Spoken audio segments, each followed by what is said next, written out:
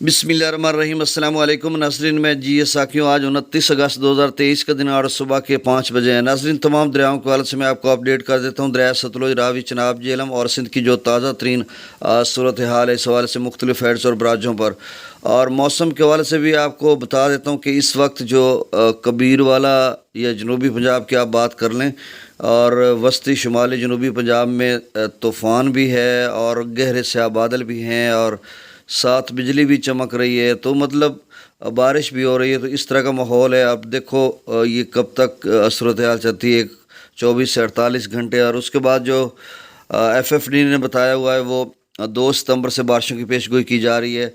تو یہ بارشوں کے حوالے سے خبر تھی۔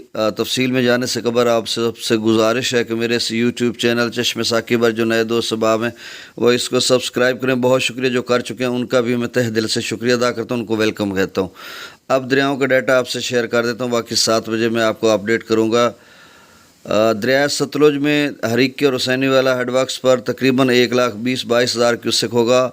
گنڈا سنگھ والا پر 1,08,049 کیوسک، سلیمان کی پر 94,000، اسلام پر 87,602 کیوسک۔ میلسی سیفن کا ڈیٹا نہیں ملا، اب وہ لاکھ سے بھی کم ہو چکا ہوگا یا لاکھ کے ارد گرد ہوگا۔ دریا راوی میں جسر پر 6800 کیوسک، شادرہ پر 22,000، بلوکی پر 12,000، سدرئی براج پر 8400۔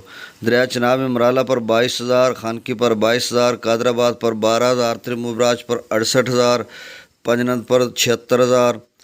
دریا جہلم میں مظفر آباد پر 2100، ڈومیل پر 7500، چھتر کلاس پر 10,000، آزاد پتن پر 18,000، کوٹلی پر 3600۔ منگلہ ڈیم سے جو خراج کیے جا رہے ہیں وہ 17,515 کیوسک، رسول پر سے خراج 15,800 کیوسک۔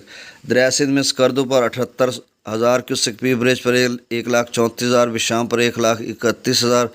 تربیلا ڈیم سے جو خراج کیا جا رہا ہے وہ 1,55,000۔ کابل دریا میں 29,000، کالا باغ پر 1,85,000، چشمہ پر 2,17,000، توسا پر 2,46,000، گڈو پر 2,39,000، سکھر پر 1,51,000 اور کوٹری پر 1,13,000۔